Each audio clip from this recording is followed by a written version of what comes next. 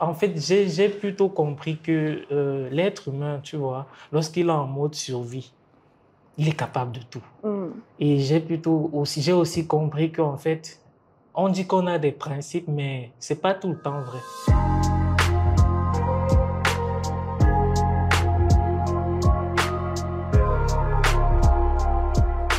Nous sommes de retour sur The Realness Podcast, votre safe space entre trentenaires où nous discutons de sujets qui peuvent paraître tabous pour certains, mais où nous en parlons avec toute authenticité. Aujourd'hui, je reçois Arthur, avec qui nous allons parler de la dépression, un sujet qui peut paraître tabou, mais avec lequel il a décidé de se livrer. Bonjour Arthur. Bonjour. J'espère que tu vas bien. Je vais très bien. Ça se voit, ça se sent, ça s'entend. Bienvenue dans le canapé de The Realness Podcast. Merci. Alors, avant que tu ne te présentes peut-être au public, parce que moi-même je te découvre aujourd'hui, c'est ce que ma communauté ne sait peut-être pas. Pourquoi c'est important pour toi de venir aujourd'hui parler de la dépression? C'était tout simplement important pour moi parce que je pense que la société africaine est beaucoup trop focalisée sur les femmes. Et on est trop, en fait, axé femmes, les problèmes des femmes et tout. Par contre, les hommes aussi ont des misères, entre guillemets, qu'ils vivent au quotidien et j'estime qu'il est bon d'en parler. Donc moi, je fais partie un peu de ces hommes-là qui ont choisi de se pencher aussi sur les misères masculines, si je peux dire ça comme ça. Ok, c'est super intéressant ça. J'ai hâte qu'on puisse rentrer dans le vif du sujet. Avant ça, tu veux bien te présenter aux personnes qui nous suivent aujourd'hui? Ok, je m'appelle Arthur Imins. Ça, c'est le nom, même sur les moteurs de recherche, tout le monde m'appelle et me connaît comme ça. Je suis auteur et entrepreneur littéraire. Donc, je suis aujourd'hui titulaire de 2 ouvrages. Le premier intitulé Journal d'une jeunesse gaspillée. Et puis, le deuxième, Votre différence est une force. Donc, Journal d'une jeunesse gaspillée, c'est un peu, voilà, mes déboires de jeune, parcours estudiantin. Une sorte de lettre d'un grand frère au plus jeune, quoi. Et puis, Votre différence est une force, c'est un peu une sorte de mélange de nouvelles, d'expériences de personnes qui vivent avec des situations de handicap.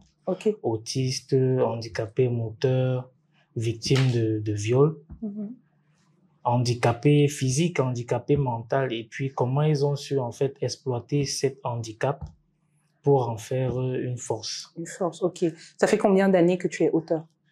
Ça va faire 3 ans. J'ai écrit mon tout premier livre en 2021. Donc oui, 3 ans exactement.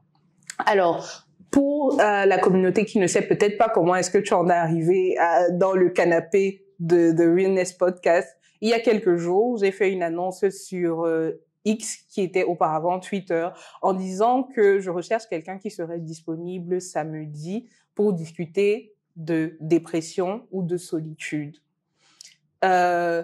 Comment tu en arrives là? Parce que je sais juste que tu m'as répondu et après tu es rentré dans mes DM. Oui, en fait, j'ai vu l'annonce sur Twitter, comme tu as dit. Et puis, comme j'expliquais tantôt, c'est des thématiques qui me parlent, quoi. Vu que j'ai décidé de me pencher un peu plus sur ce que les hommes vivent. Je suis dans un groupe de parole pour hommes, dans un centre catholique à Makepe-Lopom, si je peux dire ça comme ça, Tradex-Lopom. Et voilà, donc l'initiative m'a tout de suite branché et j'ai voulu participer. Ok. En ce qui concerne la dépression, vu que c'est le sujet qui nous touche particulièrement aujourd'hui, est-ce que toi, tu as déjà été victime de dépression? Est-ce que tu as déjà eu des épisodes dépressifs? Je pense que tout le monde, à un moment de la vie, a eu à passer par la dépression. Peut-être que, voilà, on n'arrive pas toujours à mettre des mots dessus, mais je pense que c'est ça. Donc, comme tout le monde, oui, moi aussi, j'ai eu des épisodes assez lugubre, si je peux dire ça comme ça. Est-ce que tu te rappelles du premier épisode, par exemple? Le premier épisode, bon, disons que j'ai 3 épisodes phares. Peut-être que j'en ai connu avant, mais qui étaient peut-être plus ou moins plutôt moins importants, si je peux dire ça comme ça. Mais j'ai 3 épisodes phares où je me souviens avoir vraiment été victime de dépression. Donc, on va dire l'adolescence, entre 10-13 ans, l'université, 20-23 ans, et puis la période Covid, 30-33 ans. On va dire tous les 10 ans, en fait, je passe par... Donc, je m'apprête déjà peut-être pour 40-43 ans, on sait jamais. Oh non, on ne te le souhaite pas en tout cas. Ouais, je me le souhaite pas, mais bon, vu que j'ai déjà identifié un schéma, j'essaye d'y remédier à ma main. Le plus dur, c'est d'être déjà conscient de ça et puis entreprendre des actions maintenant pour que la quarantaine soit meilleure, quoi. Oui, tout à fait. Alors, comment est-ce que ça se manifeste chez toi? Tu parlais du premier épisode dans la dizaine, entre 10 et 13 ans. Comment à 10 ans, entre 10 ans et 13 ans, quand on s'apprête à rentrer dans l'adolescence, on vit la dépression? Comment est-ce que tu savais que tu étais en train de faire un épisode dépressif? Non, justement, à cet âge-là, tu ne sais pas vraiment ce que c'est, mais tu sais juste que tu te sens pas bien, tu es incompris.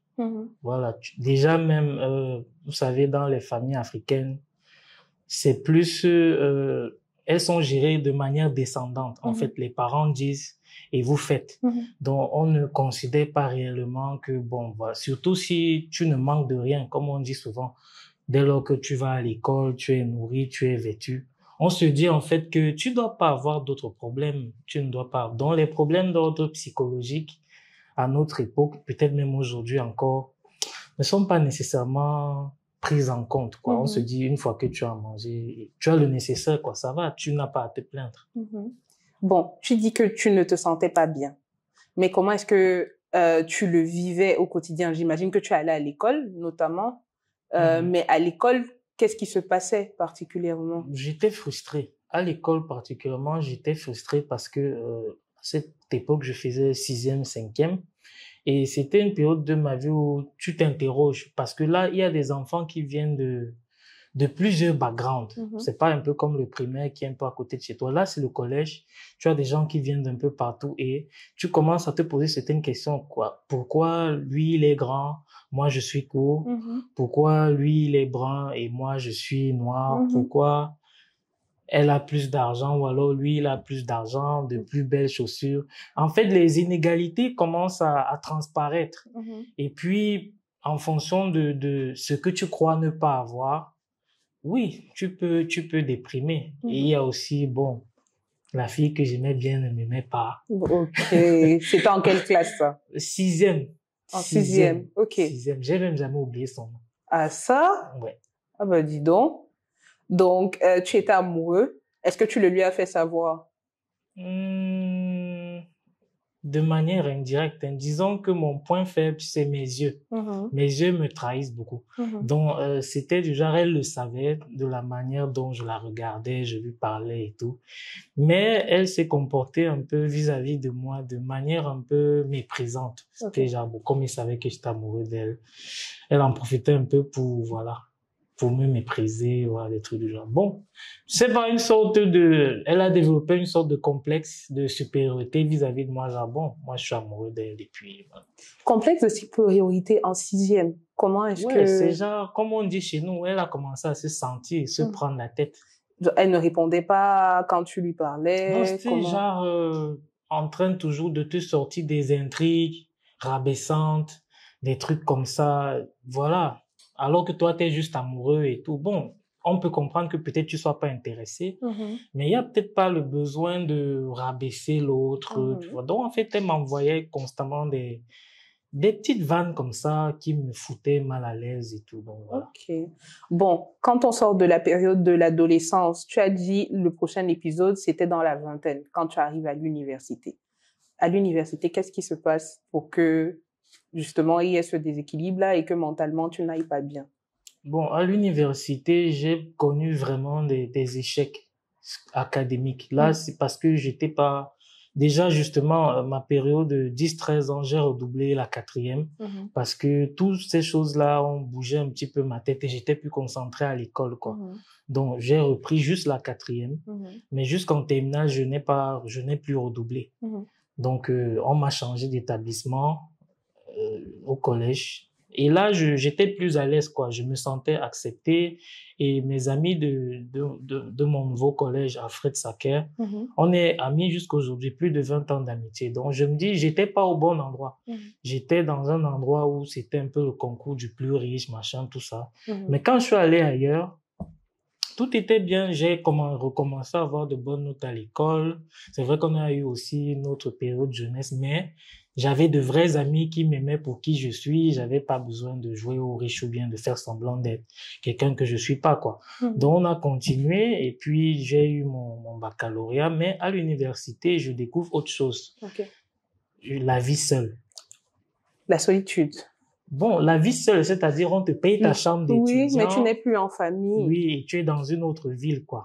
Donc, c'était pas vraiment genre la solitude, mais c'était le fait maintenant de pouvoir sortir comme tu veux, entrer comme tu veux.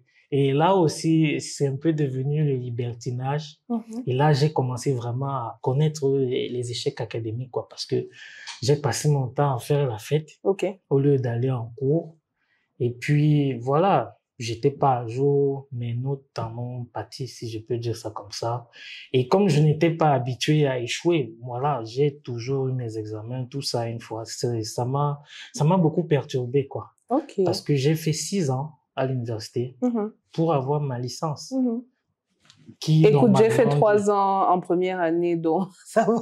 On est, voilà. Donc, on est sur la même longueur. Pour quelqu'un qui n'était pas habitué vraiment à échouer, ça a été très difficile, vraiment très difficile.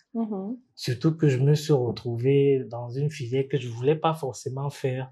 Donc, tu forces en fait pour avoir ta licence, mais ça vient pas. À chaque fois, c'est toujours une matière qui te bloque, 2 matières qui te bloquent. Les 3 années supplémentaires, c'était à peine 3-4 matières qui m'empêchaient de finir, quoi. Donc, ça a été très pénible. Tu vois, tu dois payer la chambre 1 an pour une matière. C'était vraiment très pénible. Et à un moment, bon, le mal était déjà fait, mais ça a été très dur pour les parents aussi.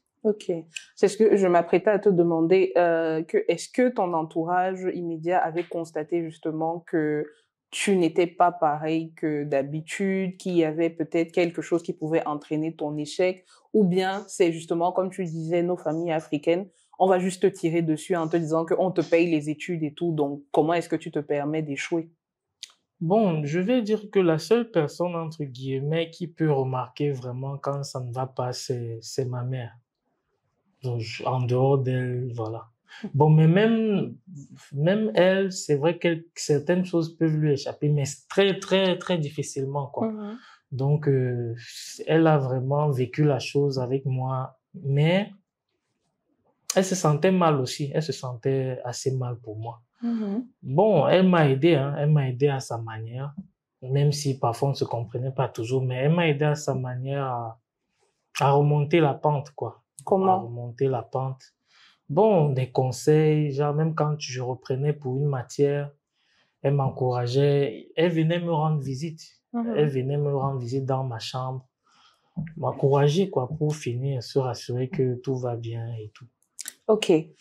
Tu as parlé du Covid. Je pense que bon nombre de personnes pendant le Covid n'étaient vraiment pas bien mentalement. Et ça se manifestait d'une personne à l'autre de manière différente. Chez toi, comment est-ce que ça s'est manifesté? Bon, le Covid, en fait, m'a vraiment touché dans la mesure où ça a touché mon gagne-pain, en fait. Et quand tu vois ton gagne-pain diminuer de plus de 90% pratiquement, c'est chaud. Voilà. Et le Covid me trouve dans un appart avec beaucoup d'engagements financiers, des crédits que j'avais empruntés parce que j'étais organisateur de spectacle, j'avais pris des crédits, spectacle même qui était annulé à cause du Covid. Et voilà, tu as des dettes, tu as des factures. C'était vraiment pénible. Tu n'as plus de boulot parce que tu n'as plus de gagne-pain. Et je vivais avec quelqu'un. Donc, j'étais entre guillemets dans une relation où on était déjà à notre 3e année et on vivait dans la même maison. Donc, vous deux, vous n'avez pas de boulot. Il faut quand même se battre pour amener à manger tous les jours, payer les factures, continuer de respecter tes engagements parce que, en bon africain, il y a le ndjangi, il y a les cotisations, quoi. Donc, ça a été très difficile et pour dire vrai, c'est vraiment à cette période où j'ai eu les pires pensées de ma vie, donc où j'ai vraiment pensé à commettre des délits vraiment Sur toi ou sur sur autrui? autrui, sur moi. Genre, une fois, par exemple, il y a un monsieur qui est allé retirer de l'argent au guichet. Il semblait un peu vieux, faible et tout ça. Tu t'es dit, tu pouvais... Oui, et je l'ai suivi. Je l'ai suivi à un moment dans un couloir. Je voulais déjà couper une bougie là, le fouiller, prendre son argent et puis partir. Mais en le suivant et tout, bon, j'ai pensé à ma mère, à l'éducation que j'ai reçue, aussi au risque, quoi, parce que ça semble toujours très faisable jusqu'à ce qu'il y ait un imprévu et que tu te fasses prendre. Et puis, j'ai abandonné la mission, si je peux dire ça comme ça. Mais il y a quand même d'autres délits mineurs que j'ai fait, comme voler des pâtes dans les supérettes. Ah, ça? Oui, j'avais une grosse culotte là. J'entre là, les pâtes, la sardine, je balance seulement. Donc, genre, quand je vais à la caisse, je peux payer peut-être un paquet de pâtes, alors qu'il y a 5 dans ma poche, quoi. Ok, mais on t'a jamais attrapé? Ouais, on m'a jamais attrapé. Alléluia. Après ça, est-ce que tu avais mauvaise conscience? Non, pour être honnête. Ah oui? Non. Bizarrement, non. Parce que, en fait, j'ai plutôt compris que l'être humain, tu vois, lorsqu'il est en mode survie, il est capable de tout. Et j'ai aussi compris qu'en fait, on dit qu'on a des principes, mais c'est pas tout le temps vrai. Les principes, en fait, c'est jusqu'où tu es touché. Mais quand tu touches vraiment le fond, je doute que les principes vraiment, voilà. Donc, je le prends pas mal. Je sais pas que je me sens mal par rapport à ça, mais je tire le positif que ça m'a appris. Et ce que je fais aujourd'hui, c'est de tout faire pour ne plus me retrouver justement dans cette situation où j'ai des envies primitives, en fait, parce que l'humain en mode primitif n'est pas différent d'un animal, à mon avis. Pas du tout. Ouais. Et à cette période-là, justement, quand tes rentrées financières ne sont plus stables, que mentalement ça ne va pas, à la maison avec ta compagne, comment ça se passe? Ah, Dieu. Bon, ce que je vais dire, c'est que, voilà, quand tu es l'homme, et surtout que on sait généralement que dans la plupart des foyers, c'est l'homme le principal pourvoyeur, et que tu ne peux plus pourvoir, c'est chaud, hein. C'est vraiment compliqué. Surtout que à ce moment aussi, elle n'avait pas de boulot parce qu'elle avait perdu son travail quelques mois avant. Il y avait des tensions. Même les choses les plus anodines créaient des tensions. Tu vois, c'est là où on se souvient que tu ronfles la nuit, que tu fermes jamais les fenêtres, que tu oublies de fermer la poubelle. Les choses les plus bidons partaient en vrille. Et tu te rends compte que, voilà, donc, c'est à ce point où le manque d'argent peut, voilà, au point où, voilà, on n'a même pas tenu, hein, à peine 1 an après le Covid, on a dû se séparer. C'est vrai qu'on avait déjà des problèmes, mais le Covid, en fait, est venu nous enterrer, en fait. Donc, ça a ajouté des tensions, ça a amplifié les tensions et on n'a pas tenu le coup. Donc, du coup, début 2021, on s'est séparés et puis chacun a pris sa route, quoi. Ok. Avant que vous ne vous sépariez, quand tu commences à aller mal mentalement et tout, est-ce que tu penses que ta compagne a pu remarquer cela? Est-ce qu'elle était alerte par rapport à cela? Est-ce que c'était quelque chose qui l'intéressait particulièrement? Ou bien non, elle voulait juste que tu remplisses tes devoirs en tant qu'homme? Non, elle m'a soutenu de son mieux. Elle m'a soutenu de son mieux. Mais je pense en fait que nous n'étions pas compatibles dès le début parce que en fait elle a un tempérament, elle peut te soutenir mais elle a un tempérament chaud. Ce qui fait que des petites choses peuvent créer des tensions. Mais elle comprenait ce que je vivais, C'est vrai qu'elle savait pas que parfois ce qu'elle mangeait, j'avais soutiré ça quoi, elle ne le savait pas. Mais elle sentait quand même que c'était un fardeau difficile à porter pour moi. Donc, elle a fait de son mieux. Mais je pense en fait que nous n'étions pas compatibles parce que elle a le sang chaud, comme on dit souvent. Quand vous vous séparez donc en 2021, j'imagine que c'est un poids de plus qui s'ajoute déjà à la tonne de difficultés que tu étais en train de vivre. Ou bien c'était plutôt libérateur? Non, c'était libérateur. C'était libérateur parce que ça devait arriver. Moi, je pense que ça devait arriver parce que, comme je l'ai dit, nous n'étions pas compatibles. Nous n'étions pas vraiment compatibles. On forçait juste et tout.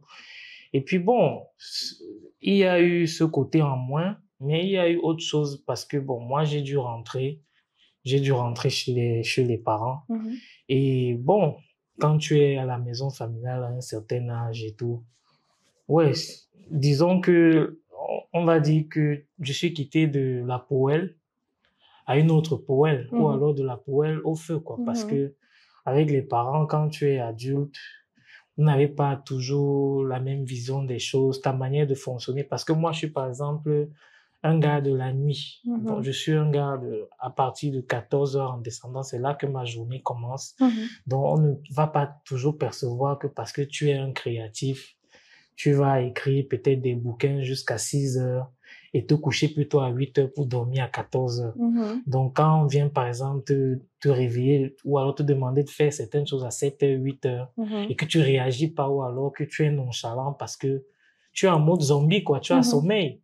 Ça crée des tensions, quoi, parce que eux, ils se lèvent à l'heure où tu dors et toi, tu dors à l'heure où, voilà. Disons que tu fonctionnes un peu à contre-courant et ça finit par créer des tensions. On comprend. Et surtout qu'on a aussi la conception où, voilà, quand tu bosses pas dans un bureau, c'est que tu es un chômeur, quoi. Donc, et vu moi, je suis très casanier. Donc, à la maison, c'était tout le temps la chambre. Je sortais que pour manger, pour aller faire mes besoins et peut-être pour donner un coup de main, tout ça. Mais après, je rentrais dans la chambre. Donc, on a l'impression que tu fais rien de tes journées quand tu es tout le temps dans la chambre. Pourtant, tu as une machine, tu as une connexion Internet, tu peux faire plein de choses, quoi.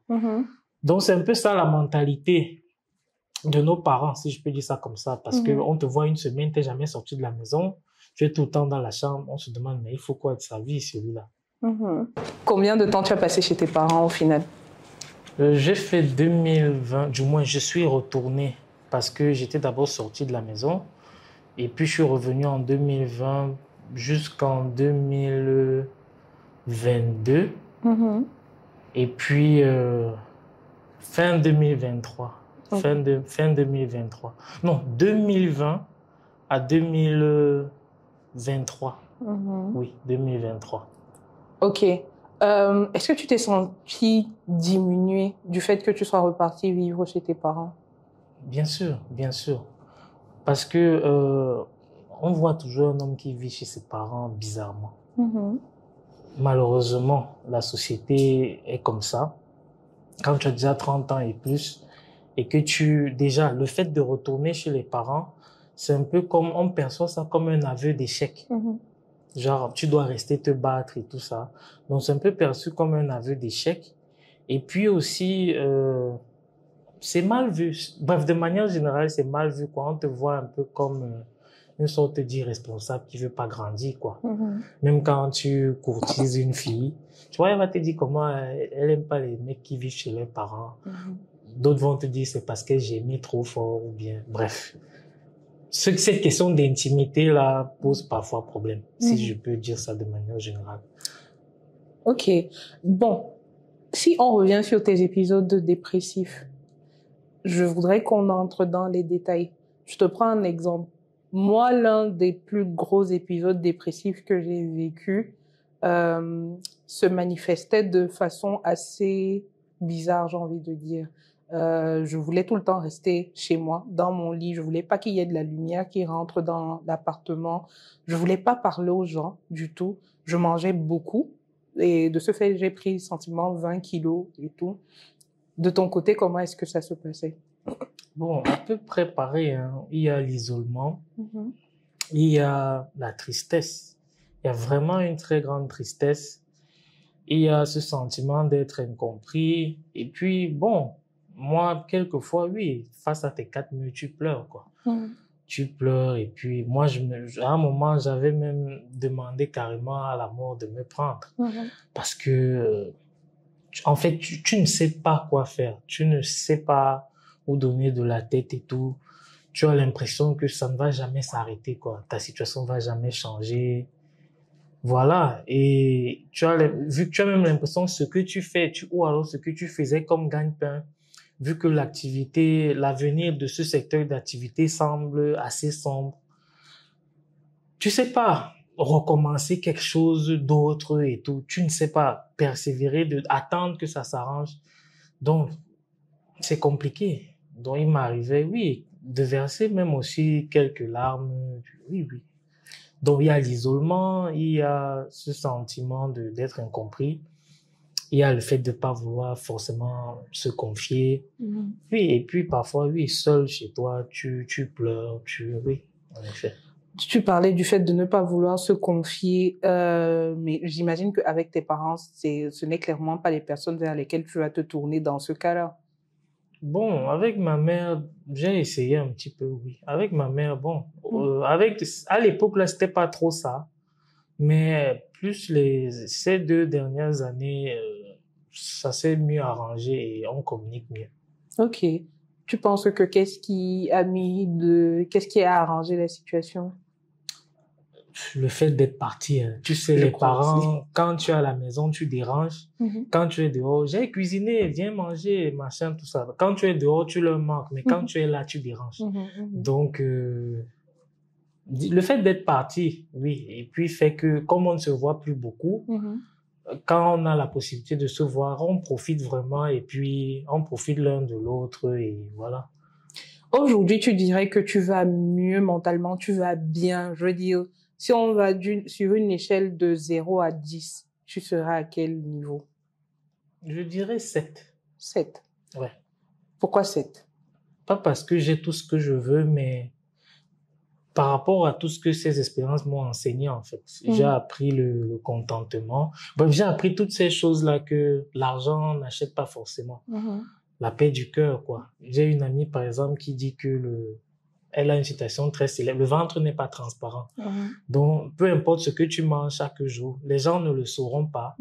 L'essentiel, c'est quand tu en as. Quand tu n'en as pas, voilà, tu fais avec le peu que tu as en continuant de travailler et patienter parce que rien ne dure éternellement, quoi. Que ce soit les bons moments, que ce soit les mauvais moments, ça finit toujours par passer, en fait. Donc, étant donné que j'ai compris ça, voilà.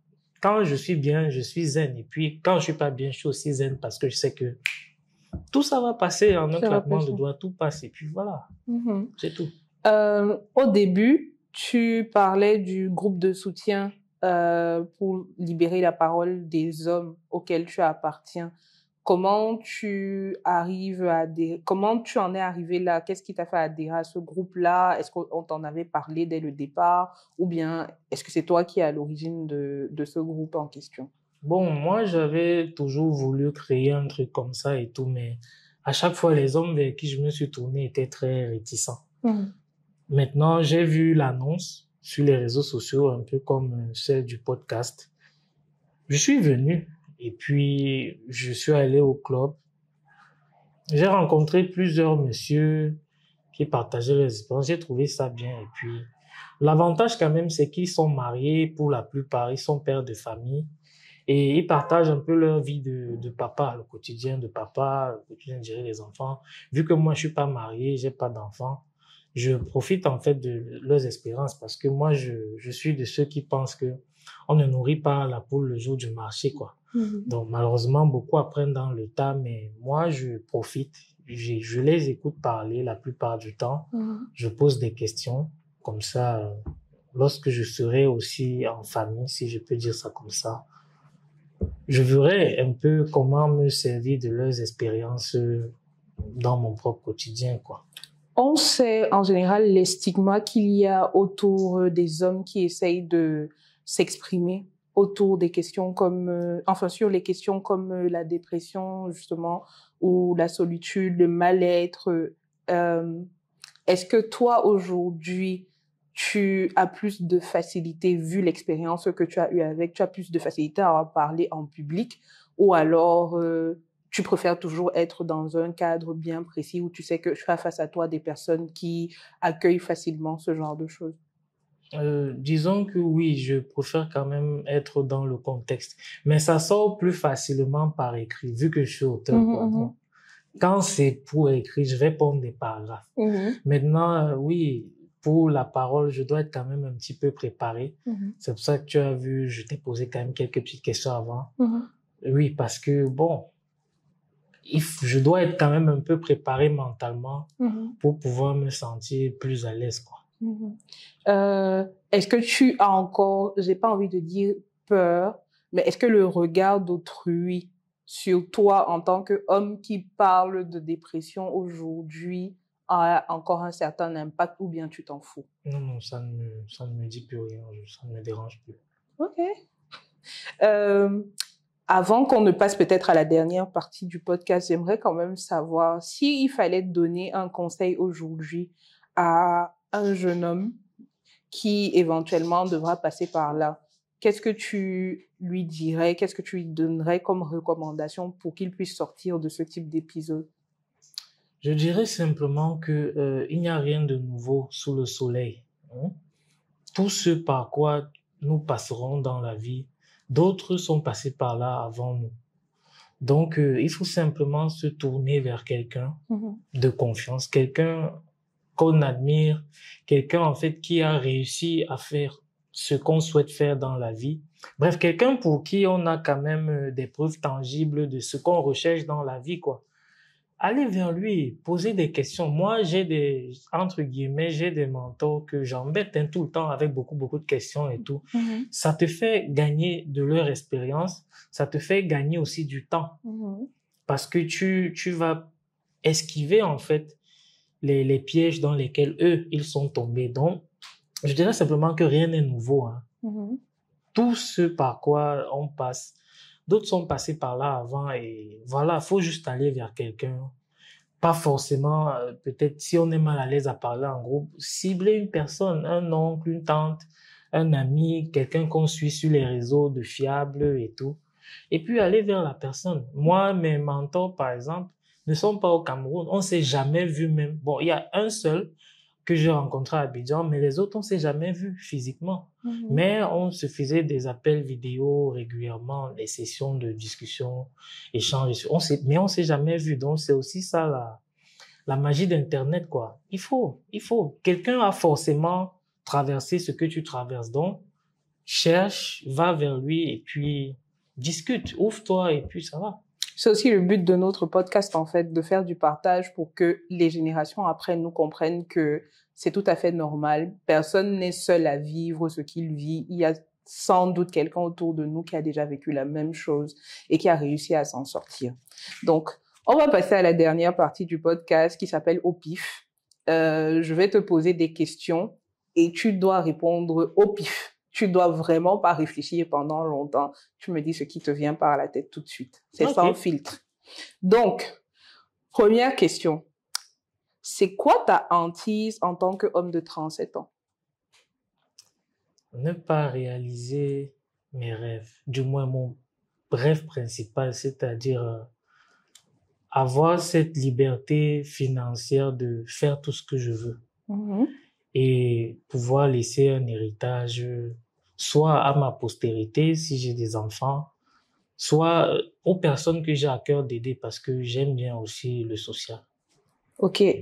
Deuxième, la chose que tu n'acceptes plus du tout en relation, que ce soit amoureuse, amicale, professionnelle. Violence. Violence et manque de respect, c'est no go for me. Ok. Je te mets de côté, du côtement, comme on dit souvent. Tu coupes les ponts directement. Oui. Si on est en couple, je me sépare de toi. Si c'est un collègue, je t'évite. Si c'est peut-être un voisin, tout ça, je limite les contacts, quoi. Donc, je ne tolère pas la violence, je ne tolère pas le manque de respect et l'atteinte à la dignité humaine. Ça ne colle pas du tout avec moi. Ok, si c'est quelqu'un avec qui tu n'es pas en couple, avec qui tu n'es pas en relation amoureuse, par exemple, et que tu apprends que la personne a été violente avec d'autres personnes, tu coupes les ponts. Oui. Ok, d'accord. Bon, si j'ai la preuve aussi, parce que il y a beaucoup de fausses accusations, donc si j'ai la preuve que c'était un acte volontaire, Oui, je coupe les ponts. Ok. Comment tu entrevois l'avenir? On a toujours un petit peu peur, mais disons que je sais mieux où je vais aujourd'hui parce que j'ai pu quand même tracer ma route et je sais ce qui est important et prioritaire pour moi. Ouais, donc je suis assez serein, même si j'ai, comme je disais tantôt, la petite peur de ne pas aller au bout, en fait, de ce que je veux réaliser. Puis, le mariage pour toi aujourd'hui, est-ce que c'est quelque chose d'important? Important, mais pas sine qua non, hein. C'est pas, le mariage n'est qu'un ingrédient au bonheur, quoi. Moi, je pense que le mariage n'est pas forcément le chemin par lequel il faut passer pour être heureux, quoi. Moi, le bonheur pour moi, c'est de pouvoir impacter les gens. Peut-être via un podcast, via mon bouquin. Quand peut-être quelqu'un qui va nous écouter, s'il me dit que ça l'a aidé, pour moi, c'est ça le bonheur. Quelqu'un qui lit mon livre et il me dit, bon, voilà, ton livre m'a apporté ceci. C'est ça le bonheur pour moi, en fait. Maintenant, le mariage, la famille, les grosses voitures, ou bien, c'est des compléments au bonheur. Donc, je pense que chacun a ce qui le rend heureux et si pour d'autres c'est le mariage, tant mieux. Mais je ne me sens pas inférieur à quelqu'un qui est marié. Ok.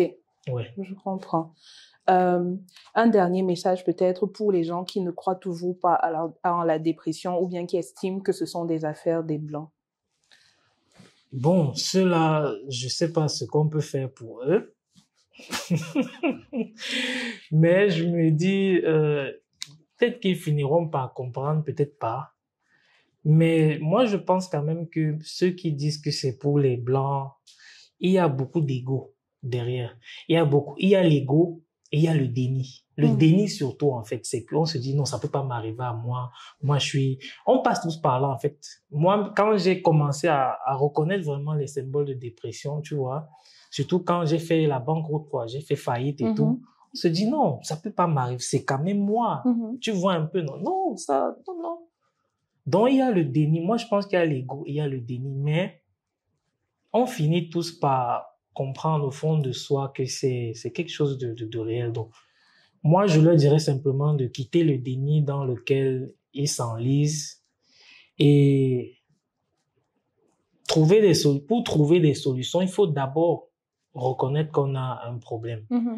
Au lieu de faire semblant, tourner autour du pot et tout. Donc, moi, je leur dis simplement d'arrêter de s'enliser dans le déni parce que ce sera déjà un début de solution. Maintenant, pour ceux qui sont déjà sortis de là et qui reconnaissent que c'est un problème réel, tournez-vous vers ceux à qui vous faites confiance. Vous pouvez rejoindre des groupes si vous n'êtes pas mal à l'aise à parler en public avec d'autres personnes qui vivent la même chose que vous.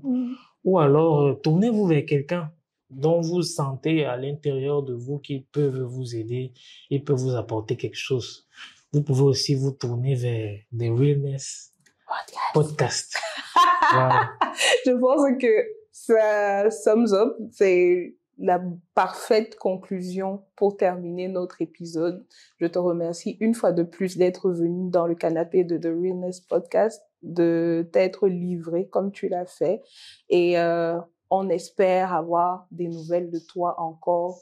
C'est quoi la prochaine chose qui arrive bientôt? Je pense que tu es en train de rédiger un nouvel ouvrage. Oui, un ouvrage qui s'intitule Femmes et étudiantes. Donc, qui parlera des réalités du milieu estudiantin vécu par les femmes, quoi.